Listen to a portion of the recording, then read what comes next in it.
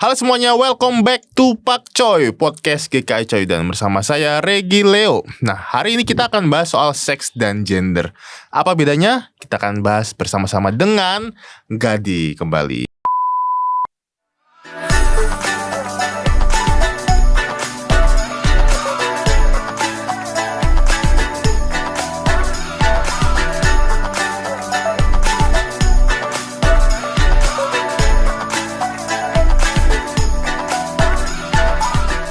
Ini ada Kak Pepi dan juga Mbak Lisa lagi. Nah, teman-teman yang masih belum nonton mungkin podcast-podcast yang sebelumnya bersama dengan Gadi bisa cek ya di Coy dan Digital Ministry di channel kami.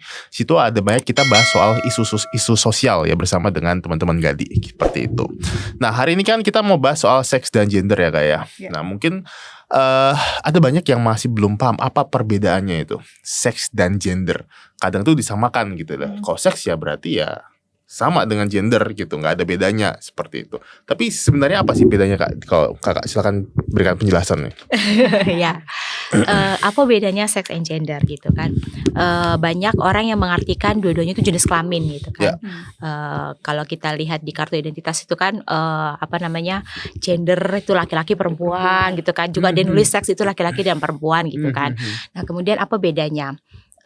Bedanya itu yang paling mudah untuk difahami adalah kalau seks itu adalah sesuatu yang kodrat, yang diberikan oleh Tuhan. Apa yang diberikan oleh Tuhan terhadap laki-laki dan terhadap perempuan. Misalnya saja, perempuan punya rahim, laki-laki tidak punya rahim. Perempuan punya saluran untuk menyusui gitu kan. Kalau laki-laki dia hanya punya susunya saja tapi tidak ada saluran untuk menyusuinya karena kan bentuknya walaupun lebih besar perempuan seperti itu kan ya.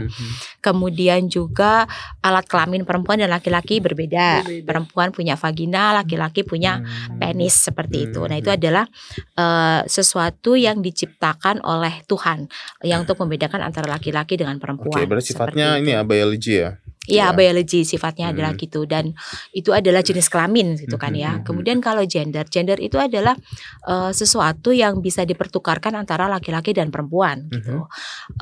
Dan itu tergantung dari konstruksi sosial yang berlaku pada saat itu, waktu kondisi yang berlaku pada saat itu, waktu yang berlaku pada saat itu. Misalnya saja banyak orang yang mengartikan atau menempelkan sifat laki-laki itu adalah yang kuat gitu ya, atau enggak misalnya laki-laki tidak menangis gitu kan ya, atau enggak laki-laki itu kalau dari biologikal aja lah ya, laki-laki itu misalnya dia berbadan tegap seperti itu ya. Kemudian laki-laki itu adalah dia tegas gitu. Nah, laki-laki itu adalah pemimpin. Nah, itu. Kemudian banyak yang melekatkan perempuan itu kalau dia adalah badannya tegap maka dia berbadan seperti gitar, gitu, atau enggak kemudian kalau gitu, kalau misalnya tegas gitu, kemudian perempuan ditempelkan dengan sifat dia lemah lembut. Kemudian kalau tadi laki-laki sebagai pemimpin perannya itu, maka ditempelkan perempuan itu sebagai pengikutnya, followersnya, atau enggak sebagai kalau orang Jawa bilang konco wingking gitu ya. Jadi orang yang mendorong di belakang. Selalu kan ada yang bilang di balik laki-laki yang kuat selalu ada perempuan. Ya gitu. Nah, itu sebenarnya kalau kita bisa berpikir kritis terhadap hal itu adalah sesuatu hal yang Tuhan tidak secara kodrat memberikan, karena itu bisa dipertukarkan. Dipertukarkan dari bentuk tubuh aja tegap.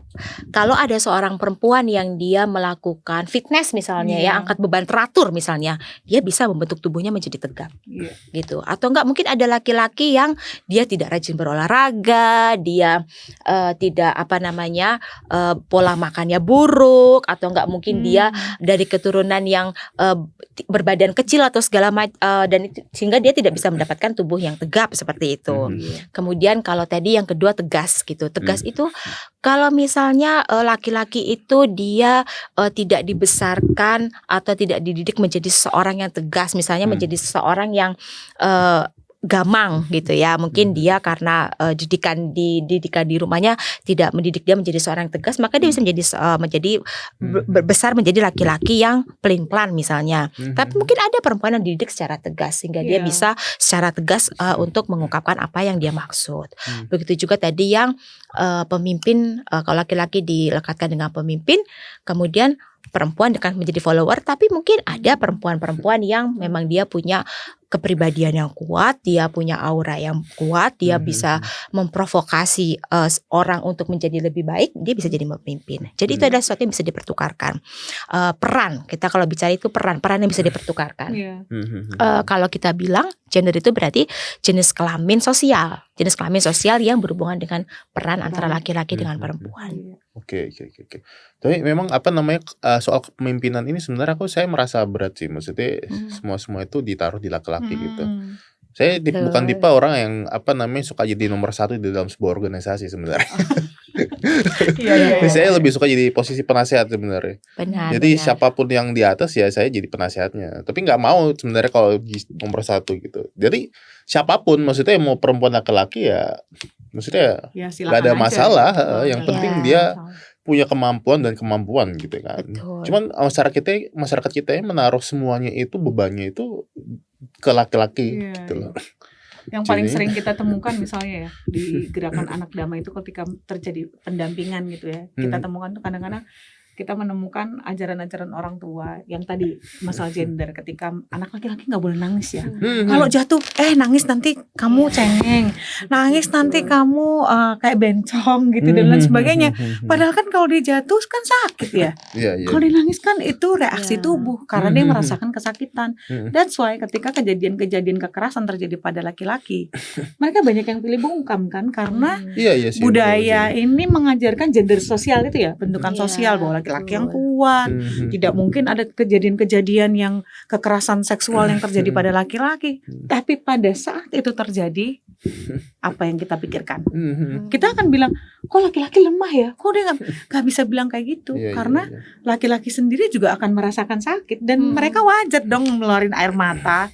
Terus lalu lantas kalau misalnya perempuan bergaya tomboy gitu ya, bilangnya potongan pendek, gak pernah pakai rok, terus apakah serta-merta terus dibilangin, dia gagah banget, lebih cocok jadi laki, kan nggak seperti itu juga kali ya. Dan ini yang memang sekarang ini digeneralisir oleh masyarakat kita ya, menganggap bahwa kalau yang perempuan itu tempatnya dapur aja, kamu nggak usah sekolah tinggi-tinggi, toh nanti ending-endingnya juga di dapur, ending-endingnya juga nanti di rumah.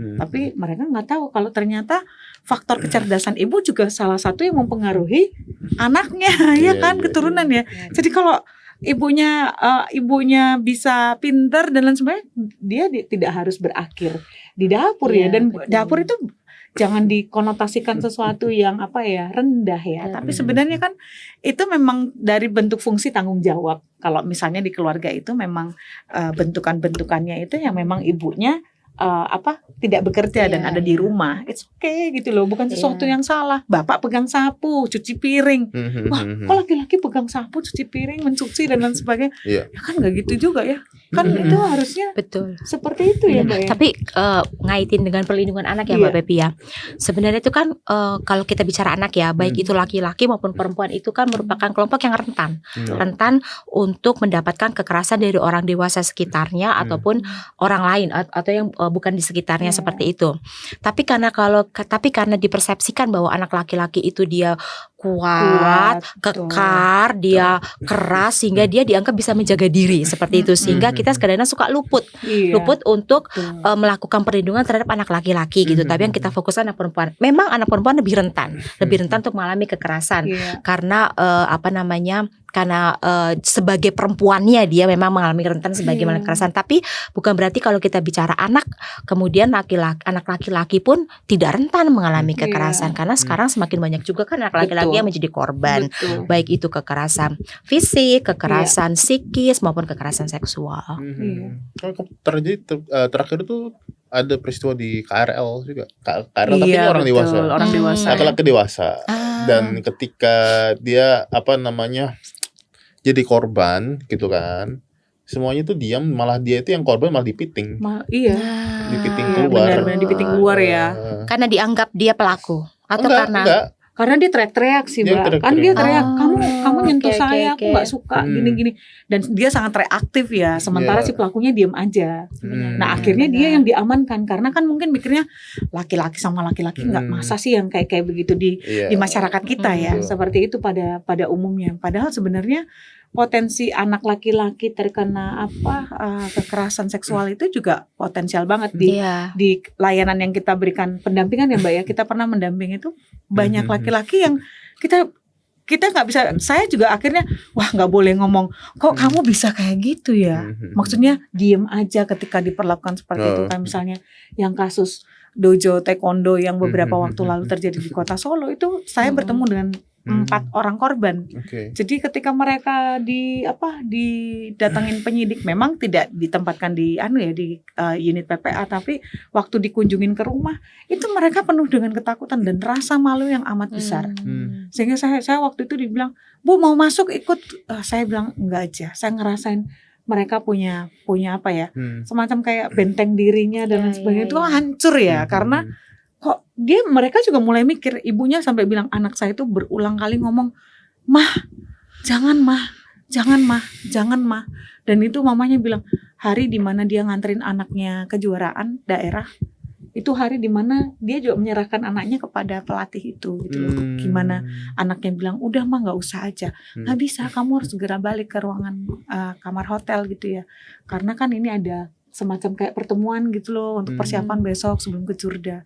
Dan yang terjadi adalah sesuatu yang ternyata ibunya sendiri bilang, "Saya sangat menyesali peristiwa itu." Nah itu anak-anak laki-laki ya. Kita kalau ngajarin anak perempuan misalnya tentang menyentuh bagian tubuh yang tidak boleh 4 bagian tubuh yang terus kalau kita ajarin, "Ayo teriak." Anak laki-laki susah teriak loh dibandingkan anak perempuan. Kamu harus teriak dan lari. Mereka pada umumnya ya karena dibilang kamu harus kuat ya adepin aja ya. Kayak yang kasus yang pernah itu, daripada saya yang melakukan yang dimasukin lebih baik ya saya yang melakukan hal itu. Tapi kan hukumnya tidak seperti itu ya, tidak semudah yang mereka pikirkan. Itu saya pikir sih karena ini sebenarnya masalah sosial ya yang terbentuk di masyarakat tentang pemahaman tentang gender yang dibentuk itulah yang membuat kita abai terhadap laki-laki yang sudah sering disebut kuat. Ya, ini berarti juga menjelaskan ya kenapa pentingnya untuk pemahaman perbedaan antara seks dan gender ini ya. Memang kan secara seksual memang laki-laki testosteronnya lebih tinggi ya. Jadi terlihat lebih kuat gitu kan. Tetapi untuk kondisi mental, untuk sisi psikologi, preferensi mungkin ya, itu kan tidak bisa berbeda gitu. Nggak harus berhubungan. Meskipun ada lah ya yang dipengaruhi oleh secara seksual ada lah ya gitu. Tetapi nggak semua ya. Kayak misalnya preferensi untuk posisi dia misalnya di di organisasi kah atau di ketika ngomongin warna ya. Iya benar. Ngomongin warna, belum lagi dia ketika di abuse itu mungkin orang ekspektasinya lawan gitu kan. Iya benar di beberapa yang kita dampingin itu ya Mbak ya. Orang-orang tuh sudah berpikir lawan aja, kok kamu gak lawan gitu loh. Kan kamu laki-laki, apalagi yang atlet itu kan taekwondo ya. Taekwondo itu kan bukan kontak fisik yang dekat. Bukan kayak main Wing Chun kan memang rapet ya. Tapi kalau taekwondo kan pakai tendangan. Ini ya yang waktu itu setiap terlambat dihukum itu ya? Iya, setiap kali terlambat. Buka baju iya, gitu nanti ya? Awalnya dibuka baju dulu, nanti yang berikutnya disuruh buka baju dan celana, tinggal pakai daleman, habis itu nanti dalemannya udah ditanggalkan semua.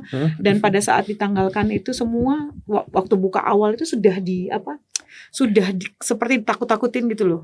Kamu atlet gini mentalnya ditekan dulu. Nah sehingga itu dicuci otaknya gitu ya, semacam kayak dia ngalami yang namanya brainwash dari pelatihnya. Apalagi kan mereka masuknya itu kan rata-rata di usia remaja, sebelum remaja ya, sebelum masa puber, terus masuk masa puber. Nah itu kan memang potensi banget. Iya, jadi kalau misalnya mau nyambungkan kenapa kita perlu paham dari awal ya, bahkan kita perlu memahamkan anak-anak kita terkait dengan perbedaan seks dan gender. Kenapa mesti kita pahamkan? Karena jika kita tidak memahamkan itu dari awal soal perbedaan seks dan gender, maka nanti akan ada ketidakadilan gender. Salah satu bentuk ketidakadilan gender itu adalah kekerasan. Nah, kekerasan tadi kan kita sempat bicara bahwa ketika laki-laki dianggap dia kuat seperti itu, dianggap dia apa namanya bisa melawan gitu kan. Kemudian ketika dia mengalami kekerasan maka dia tidak dipercaya. Belum lagi kalau bicara soal anak laki-laki maupun laki-laki yang mengalami kekerasan seksual saja, mereka sangat minim akses layanan yang bisa diakses karena sekarang banyaknya itu layanan untuk korban kekerasan seksual itu ditujukan kepada perempuan. Mengapa banyak ditujukan kepada perempuan? Memang secara angka lebih besar perempuan mengalami kekerasan seksual, tapi kita tidak bisa menafikan bahwa ada laki-laki yang mengalami kekerasan seksual. Nah, itu juga salah satu bentuk ketidakadilan gender yang dialami oleh laki-laki gitu loh, bahwa dia ketika dia sebagai korban kekerasan dia tidak bisa mendapatkan layanan pendampingan yang tidak maksimal seperti itu, bahkan dia tidak dipercaya mungkin sama penegak hukumnya ketika melakukan pelaporan. Jangankan sama penegak hukum, sama orang tua aja mungkin nggak dipercaya juga mungkin ya ketika dia menceritakan bahwa dia mengalami kekerasan seksual itu. Nah, sebenarnya bentuk-bentuk ketidakadilan gender itu selain kekerasan itu juga ada yang disebut pelabelan stereotip gitu. Betul, pelabelan yang buruk gitu kan. Pelabelan yang buruk seperti tadi ketika tadi sudah banyak diceritakan ya, ketika perempuan yang perempuan yang berambut pendek, perempuan yang tegap, yang yang gegap gitu, bahwa ada perempuan jadi-jadian gitu kan, banyak yang bilang kayak gitu kan ya. Iya, terus laki-laki tulang lunak gitu. Iya, laki-laki tulang lunak gitu kan. Di luar sana tuh banyak gitu. Karena dia berpostur tidak seperti yang diharapkan oleh masyarakat. Mungkin seperti lebih ke itu. gestur ya, bukan postur. Sebenarnya nggak cuma gesture, posturnya juga. Jadi gesture, postur, terus apalagi ya Mbak, yang segala macam. Kan standar masyarakat ini nggak cuma gesturnya, posturnya juga ya. Cara bicara.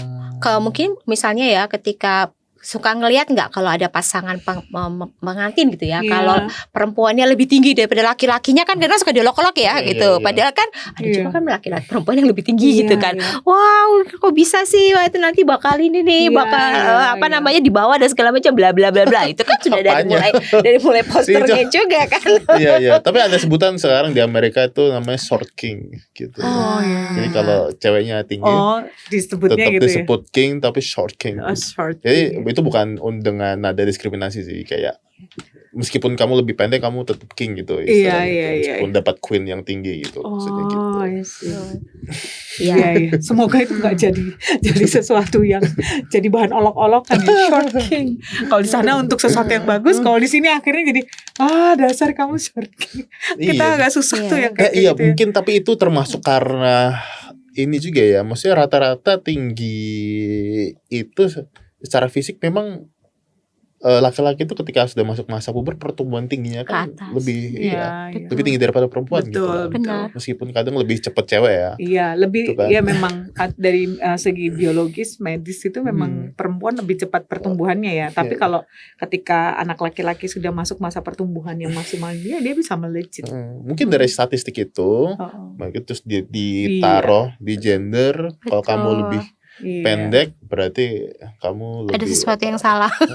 Iya. Jadi memang perlu ya kalau kita memahami perbedaan gender dan seks dan gender ini sangat perlu supaya kita bisa melakukan secara aktif tindakan perlindungan pada generasi, pada anak khususnya, supaya nggak berlanjut gitu loh. Kenapa kita harus dampingin dari sekarang kita harus ngasih tahu supaya kedepannya itu dunia kita ini mulai berubah pemahamannya, bukan tentang standar sosial masyarakat yang menyebut ini gender ini. Kamu besok misalnya jalan pakai baju pink, pakai baju pink, laki-laki pakai baju pink nggak ini banget gitu ya. Kayaknya pink itu menunjukkan iya kan sampai sekarang kan kayak gitu ya. Iya. Saya aja dulu di perempuan pakai baju pink, perempuan banget. Padahal kan seharusnya nggak gitu. Itu dari mana bentukannya? Itu kan dari masyarakat yang dibangun sekian waktu diwariskan lagi gitu ya. Menarik lagi deh pembicaraannya. Salah satu bentuk ketidakadilan gender yang berikutnya itu kan adanya namanya beban ganda ya. Beban ganda di mana seseorang Beban itu dibebankan untuk menjalankan peran domestik juga peran publik gitu kan. Secara umum itu biasanya diletakkan kepada perempuan gitu kan, bahwa ketika perempuan itu dia punya peran di ruang publik ya, entah itu dia bekerja, entah itu dia sebagai pemimpin organisasi, entah itu dia sebagai aktivis atau dia berperan di publik, tapi ketika dia di rumah dia tetap dibebankan menjadi peran domestik, menjalankan misalnya bersih-bersih rumah, masak, cuci, pokoknya segala hal domestik, bahkan sekarang perawatan pun dibebankan kepada perempuan. Nah, itu juga kalau kita tarik ke perlindungan anak, itu kadang-kadang membuat kita mendidik anak laki-laki dan anak perempuan seperti itu, di mana anak laki-laki tidak mengerjakan pekerjaan-pekerjaan rumah tangga, tapi anak perempuan yang mengerjakan pekerjaan rumah tangga, padahal mereka dua-duanya sama-sama sekolah dan sama-sama aktif. Nanti ketika dewasa mereka akhirnya terbiasa dengan peran yang dibedakan seperti itu. Padahal kan sebenarnya baik laki-laki maupun perempuan pun bisa melakukan peran domestik dan publik secara bergantian.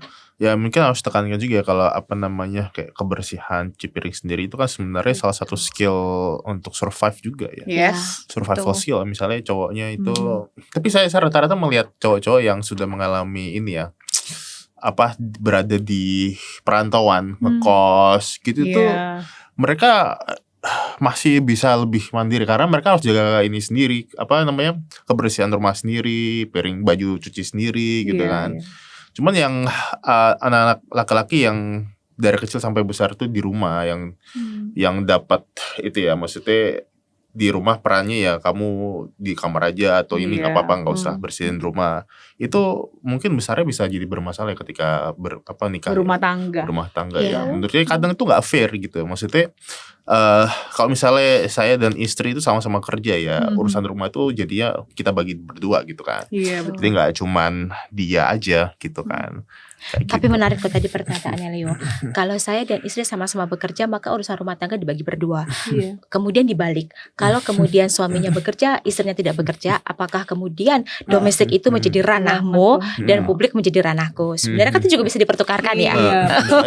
Bisa aja. Cuman kan kalau misalnya salah satu misalnya saya memilih jadi YouTuber, content creator di rumah, otomatis saya punya lebih banyak waktu di rumah sambil ngerjainnya. Jadi mungkin porsi besarnya akan lebih banyak saya kerjakan. Gitu. Ya, dan mungkin itu bisa terjadi misalnya posisinya diubah dan dia mungkin jadi buat jualan online di rumah gitu, kerja. Ya mungkin porsi besarnya akan lebih besar di situ kan. Jadi tetap ada bagian saya, tapi mungkin porsi dia lebih besar karena dia waktunya lebih banyak di rumah gitu. Benar. Jadi maksudnya lebih proporsional sih menurut saya.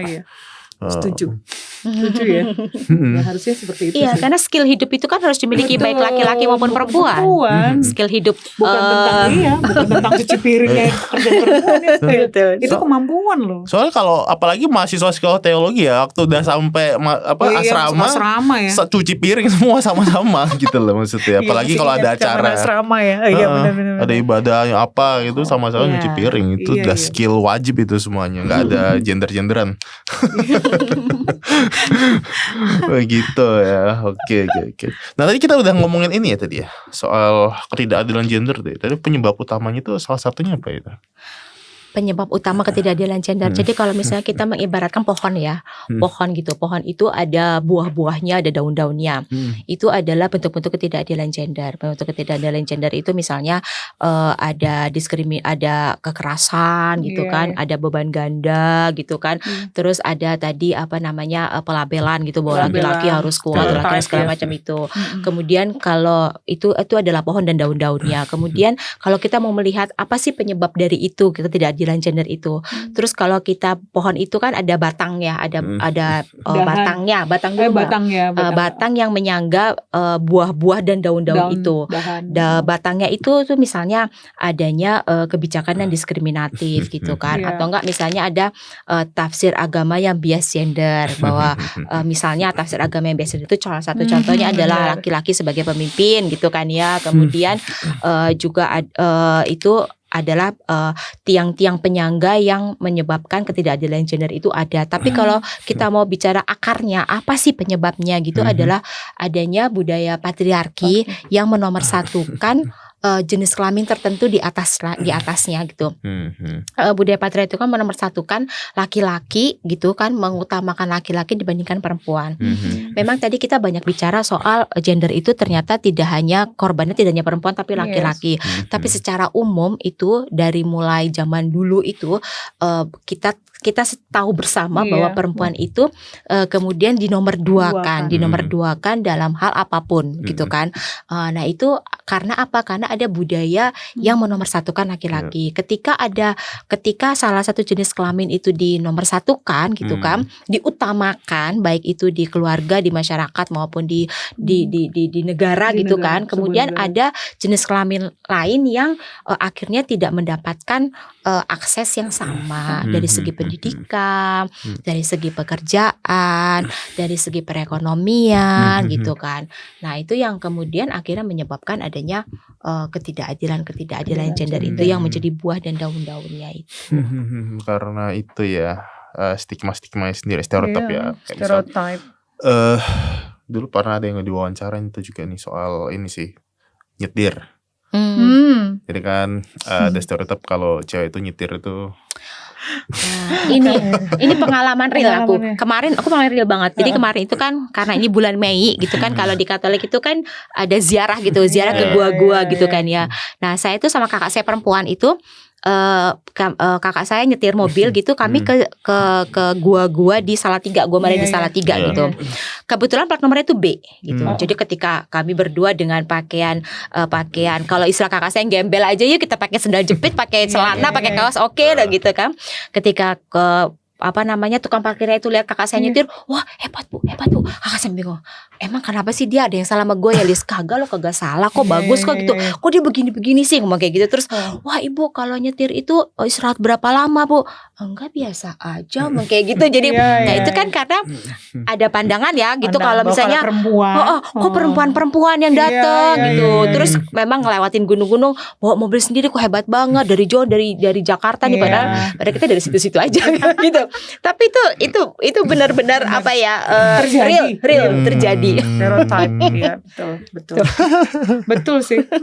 Iya. Sama ini yang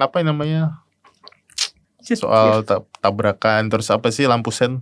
Ya, kalau mama itu kalau ngesen ke kiri beloknya ke kanan, bisa ngomong kayak gitu kan. Itu mama yang ini ya. Kalau aku enggak loh, aku mama yang baik aturan. Malah aku ngejar orang kalau salah. Ini belum. Bu belok kiri. Iya. Nah, yang orang ini tuh pernah jadi narasumber kan, dia ngomong kalau istrinya kecelakaan, naik mobil kecelakaan, habis itu boleh ini enggak, boleh nyetir lagi nggak gitu kan, katanya nggak boleh berarti. Karena? Terus dibalik kalau kamu kecelakaan boleh nyetir lagi nggak? Nah dia mulai bimbang sih. Gitu. Iya ya. Kalau saya tanyain gitu ya, mobil antara bisa dan tidak. Kalau misalnya dia ternyata ketahuan sakit apa dan bisa mencelakai orang ya. Iya. Pasti enggak kan. Kalau misalnya kecelakaan semua orang bisa hilaf gitu loh. Betul. Bisa. Tapi ini Mbak, boleh nggak tahu nih, kan kita kan perempuan ya, dari sisi Leo sebagai laki-laki gitu. Pernah nggak dirimu mengalami suatu hal yang kok laki-laki harus beginiin sih? Kok laki-laki harus begini gitu? Itu salah satunya itu ya, soal memimpin itu ya. Suatu yang bukan selera saya sebenarnya. Saya selera pemikir, bukan pemimpin saya. Makanya pernah ada yang bilang harus mimpin laki-laki gitu kan. Terus sisi lain itu ngomong perempuan juga bisa mimpin. Malah cara pemimpin perempuan tuh lebih hebat gini-gini kan. Kalau saya tanyain, saya bilang saya nggak mau pimpin perempuan sama laki-laki, saya mau pimpin orang yang bisa mimpin aja sih. Saya nggak mau bias gender sih. Gitu loh. Iya, betul. Nah, salah satunya itu sih beban yang harus dikasih ke laki-laki itu gitu yang saya rasa gitu ya. Lalu saya sadar juga sih waktu masuk. Jadi sebenarnya di rumah itu saya bukan tipe yang memang dikasih beban untuk bersih-bersih itu. Jarang sih. Memang dikasih kemerdekaan gitu sih, tapi memang lebih banyak bebannya itu ke kakak-kakak saya yang perempuan gitu. Dan saya menemukan ketika sudah merantau gitu, ini memang harus dikerjakan gitu loh. Nggak cuman cewek-cewek, cowok-cowok juga harus ini dikerjakan gitu loh. Jadi kayak ngerasa ada skill hidup yang hilang gitu ya. Kenapa aku nggak mempelajari dari dulu gitu? Untungnya habis SMA ya, maksudnya jadi masih ada waktu belajar gitu kan. Iya sih, betul. Nyuci itu pakai tangan dulu loh. Iya. Kalau di sekolah belajar loh, teologi, nyuci pakai tangan, nggak pakai mesin. Ya. Karena anak cowok belum tentu mereka belajar nyuci pakai Betul, tangan, pakai masukin mesin cuci kayak. Oh kebanyakan yang itu, yang dulu zaman aku itu anak cowok pakai kaki mbak. Oh iya. Karena dia capek kan ya, kayak gini Betul, tuh kayak perempuan banget. Mereka Heeh. pakai kaki beramai-ramai.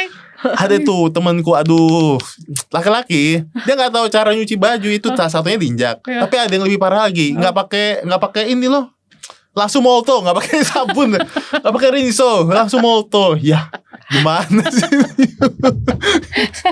Iya. Itu Anaknya gemuk gitu loh ya. Aku Iya. memang lihat ini memang kayak besarnya manja sih, Iya. dia besarnya. ya itulah ya. Ini kan sebenarnya tema ini tuh untuk membangunkan kesadaran kita bahwa ini jangan, kita harus berhenti tuh melakukan hal-hal yang meneruskan stereotip modelan kayak begini, beban ganda yang terjadi, lalu kemudian subordinasi atau pembatasan. Kalau perempuan gak usah sekolah tinggi banget. Benar. Karena kamu at the end kamu harus ngerawat keluargamu. Yang laki-laki itu harus banting tulang terus menerus, harus Oh ya, ini kerja. laki-laki pekerjaan itu harus ada ini, Iya. jabatan, Nah, harus ngantor gitu loh. betul. Harus ngantor, harus Iya. ada jabatan tinggi. Iya. Nah, kalau Itu kan misalnya jadi ini banget ya, beban banget. kalau jabatan ceweknya lebih tinggi, Iya benar. ceweknya dipuji, cowoknya direndahin.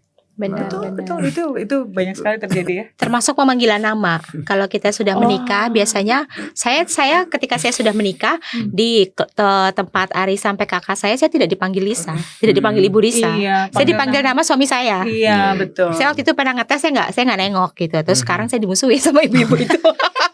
Saya bilang nama saya Lisa, Bu, gitu. Iya. Itu kan termasuk nama, termasuk juga jabatan. Oh, bapaknya kerja di mana? Bapaknya jabatan apa? Betul. Dalam pikiran saya bapak itu bapak saya. Oh. Ternyata bapak itu suami. Itu saya kadang-kadang. Iya benar. Bapaknya kerja di mana? Iya ya, Jabatan. benar juga. Dan kalau di desa ya, saya di desa tempat bapak saya lahir itu ada ibu-ibu dipanggil Bu Guru. Saya pikir dia, kok Bu Guru kan udah tua, itu mantan guru Lis gitu, mantan Bu. Oh dia dulu guru, enggak, suaminya guru. Karena suaminya guru, dia sekarang dia dipanggil Bu Guru. Oh iya Tuhan. Iya kan ya. Kalau suaminya pendeta kan dipanggilnya Ibu Pendeta. Ibu ya. pendeta, betul Terus kan? kalau istrinya yang jadi pendeta, suaminya nggak pendeta? Bapak pendeta nggak mungkin kan? Nggak mungkin. Iya Bapak. kan? Iya kan? Itu model-model kayak gitu tuh terjadi di kita. Pembatasan-pembatasan yang sebenarnya ya munculnya itu Iya. dari isu sosial yang terus Benar. dirawat dan dipelihara.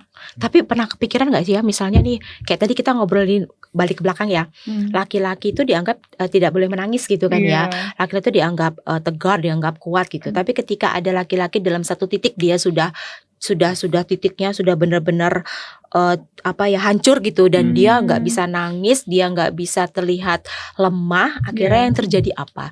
Dia menjadi marah. Iya. Jadi marah, emosinya meluap karena dia nggak bisa ngomong gitu apa yang mau dia lakukan. Iya. Kemudian yang jadi korban siapa? Orang-orang Orang sekitarnya. Anak dan istrinya.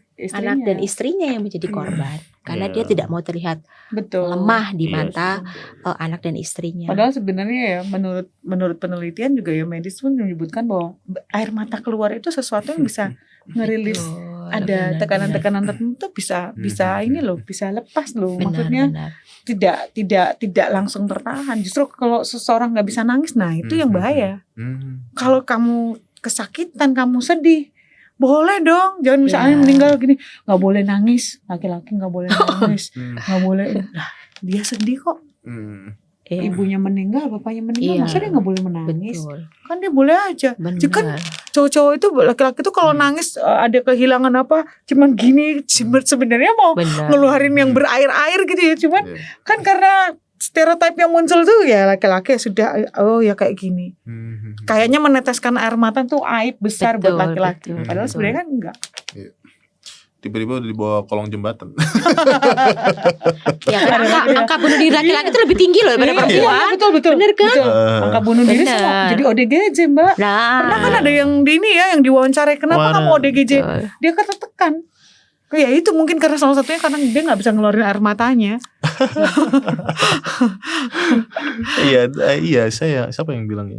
Kalau laki-laki itu nggak kuat kalau antara dia nggak jadi kriminal, masuk rumah sakit jiwa atau kolong jembatan. Iya, benar.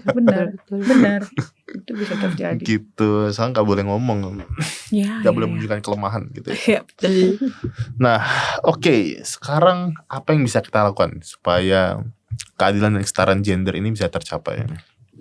Apa yang bisa kita lakukan ya? Yang bisa kita lakukan dari mulai diri kita dulu deh. Ketika kemudian kita sudah paham bahwa seks dan gender itu yang tidak difahami secara tepat itu maka akan menimbulkan ketidakadilan. Ketidakadilan itu maka ada ketidaksetaraan. Ketika kita sudah paham itu maka kita harus berpikir kritis. Berpikir kritis bahwa ternyata ini ya, bahwa yang dilekatkan, dilabelkan, kemudian dibeban gandakan kepada salah satu kelompok tertentu atau yang ada kekerasan itu ternyata ini dikarenakan adanya pemahaman yang kurang tepat antara seks dan gender sehingga menimbulkan ketidakadilan. Satu, berpikir kritis karena kan semua tuh dimulai dari kepala gitu kan.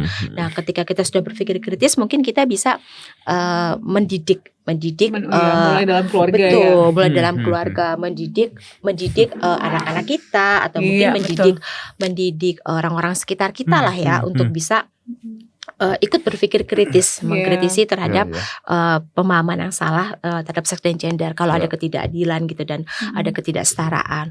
Dan kemudian satu lagi yang menurut saya, karena kita itu hidup di masyarakat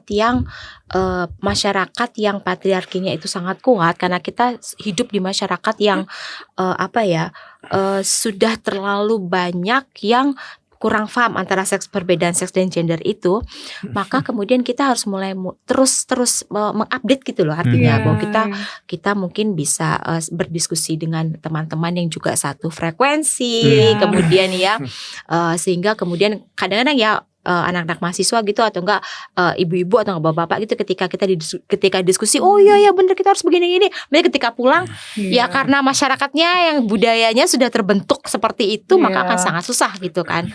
Nah, itu yang harus terus-menerus untuk belajar gitu, dan ya karena akarnya adalah budaya patriarki, maka kita sedikit demi sedikit kita bisa, ibaratnya gini ya, batu aja ketika ditetesi air terus-menerus kan bisa betul pecah ya. Betul, bisa pecah ya gitu. Kemudian kalau dari kita masing-masing individu sudah sadar dan berpikir kritis, maka saya rasa sih akan ada keadilan, akan ada kesetaraan gender. Bukan berarti membalikkan ya, perempuan di atas, enggak juga sih. Bahwa kita membicarakan kesetaraan. Betul. Kesetaraan itu bisa terjadi kalau ada keadilan. Betul. Gitu. Mungkin Bapak mau nambahin.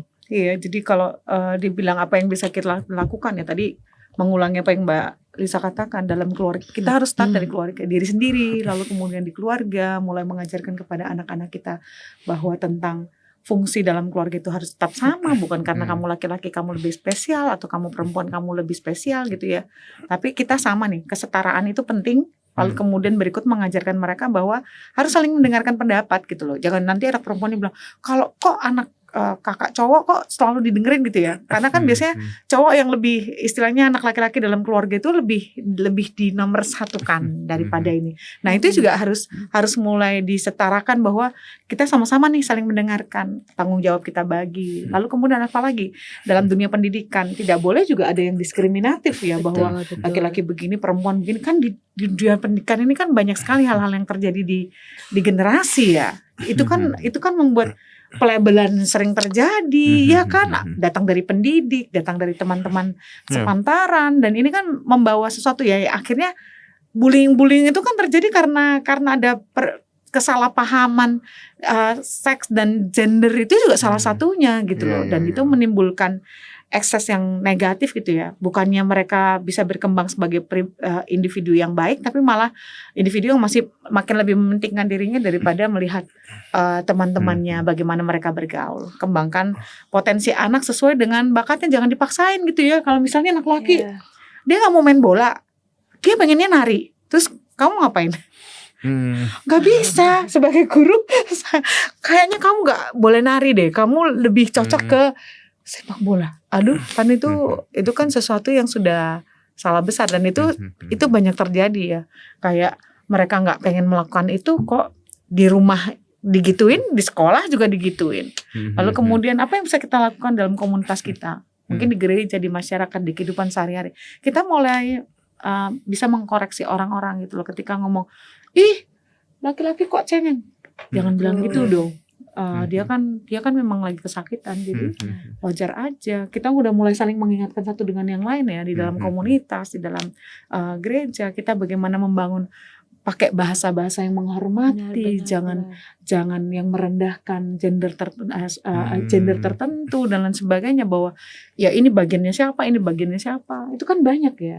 Kayak pernah ada kejadian tuh, dia bilang, Mbak, aku udah biasa loh Mbak, kalau ya ini sorry itu saya udah biasa kalau pas rapat majelis itu kita dibilang, aduh pokoknya bahasa-bahasa yang body shaming gitu loh, di depan mereka tuh katanya itu udah biasa gitu loh.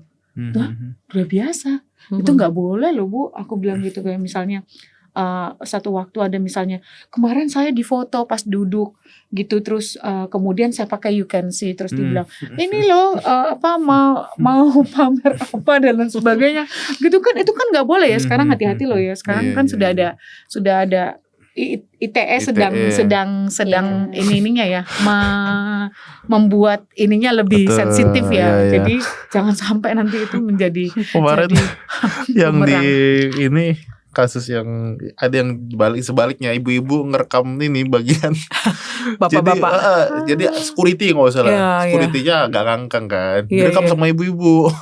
Bagian itunya crotchnya itu. Ibu-ibu yang lain ikut nonton. Itu juga termasuk pelecehan itu. Bisa dilaporkan itu ibu-ibunya loh. Ibu-ibunya bisa dilaporkan. Karena nggak boleh kayak begitu kan. Jangan dipikir kalau cuma dilakukan oleh laki-laki kepada perempuan, terus perempuan laki-laki diproses hukum yang perempuan enggak gitu, nggak bisa. Ini kan tentang hak sesama kita, ini setara gitu ya dalam meletakkan posisi kita masing-masing kayak gitu. Gitu ya, body shaming gitu juga ya. Harusnya nggak boleh dinormalisasi ya. Iya, makanya kan kita mulai kalau misalnya anak remaja, pemuda main ngomongan itu body shaming atau apa, itu harus ditegur dalam artian yang benar ya, untuk diperbaiki. Nggak boleh loh kamu ngomongin dia. Bisa termasuk sexual harassment juga nggak sih? Bisa. Kayak ngomongin kalau dia ngomong payudara gitu. Kamu gede atau pantatmu bebek kayak gimana ya, bisa aja sexual harassment. Ini burungnya besar gitu. Iya. Kacau itu kan gitu-gitu. Boleh. Ya itu bisa tuh. Pelecehan seksual. Tapi ini deh menarik deh kalau kita ngomong soal kesetaraan nih Mbak Pepi ya. Kadang kan ada yang seperti gini. Kenapa sih perempuan kok mesti harus dinomorsatukan ketika misalnya nih misalnya gini, ketika diskusi silakan siapa dulu kita kasih kesempatan pada perempuan seperti gitu kan ya. Atau enggak misalnya yang lebih muda itu adalah antrian atau selain antrian misalnya 30% kuota gitu kan. 30% kuota politisi perempuan harus memenuhi 30% di salah satu partai atau enggak di legislatif gitu kan. Itu kan. Kemudian atau enggak misalnya beasiswa pendidikan. Kenapa sih kok perempuan diutamakan seperti itu? Atau enggak misalnya pekerjaan perempuan diutamakan. Orang kan berpikir itu kan berarti ada diskriminasi dong. Diskriminasi itu kan pembedaan antara laki-laki dan perempuan berdasarkan jenis kelamin gitu. Salah satunya berdasarkan jenis kelamin. Ada juga berdasarkan strata sosial, berdasarkan usia segala macam, salah satunya jenis kelamin. Itu kan termasuk diskriminasi. Saya bisa bilang iya, tapi itu diskriminasi yang diperbolehkan. Kenapa itu diskriminasi yang diperbolehkan gitu kan? Karena pada faktanya ketika perempuan itu kan karena dia selalu dianggap bahwa udahlah kamu yang nomor 2 aja deh gitu. Bahwa kalau perempuan itu tuh harusnya tidak bukan orang yang secara lantang menyuarakan sesuatu gitu, atau enggak perempuan itu adalah orang yang udah deh lemah lembut, jadi dia terkesan diam, terkesan tidak berani dia diajari untuk diam, diajari tidak punya pendapat, diajari untuk memendam perasaan gitu kan. Kalau laki-laki kan biasanya lebih yang der gitu kan. Nah, ajaran-ajaran seperti itu yang kemudian membentuk seorang perempuan menjadi dia nggak berani ketika harus tampil di muka umum gitu. Bahkan ketika harus diskusi dia nggak berani, padahal dia mungkin banyak pertanyaan. Itu kenapa kemudian banyak orang mempersilahkan silakan perempuan dulu di nomor satu kam. Itu memang diskriminasi, tapi itu diskriminasi yang diperbolehkan kalau menurut saya gitu. Kayak lagi 30% kuota untuk politisi gitu kan ya. Karena ya itu, karena perempuan diajari untuk dia menjadi konco wingking, dia tidak menjadi pemimpin, dia tidak diajari untuk tidak bersuara, dia memendam, sehingga kemudian dia tidak berani untuk tampil di muka. Itu sebabnya kemudian kebijakan ada sebuah kebijakan yang menentukan 30% harus dipenuhi kuota untuk perempuan. Seharusnya mendorong perempuan juga gitu ya maksudnya. Ya, karena itu bahwa memang ada yang namanya kebijakan yang memang kemudian memang kita memberikan ruang lebih besar kepada perempuan, karena memang start kita beda. Start laki-laki dan perempuan beda dari karena itu ya budaya yang menomorsatukan laki-laki. Gitu. Oke, siap. Oke, kalau begitu mungkin diskusi kita udah over nih. Gitu ya. Oke, gak apa lah ya. Oke, kalau gitu terima kasih untuk diskusinya hari ini ya, lumayan seru. Kita ngomongin soal gender dan sex and gender ya. Oke, kita juga mengucapkan terima kasih untuk teman-teman yang sudah menonton podcast kita pada hari ini sampai selesai ya. Jangan lupa juga cek podcast-podcast yang lainnya juga yang pasti gak kalah seru, apalagi bersama dengan Gadi gitu ya. Oke, kalau gitu saya Regilio undur diri, sampai jumpa di podcast yang selanjutnya. Bye-bye. Bye.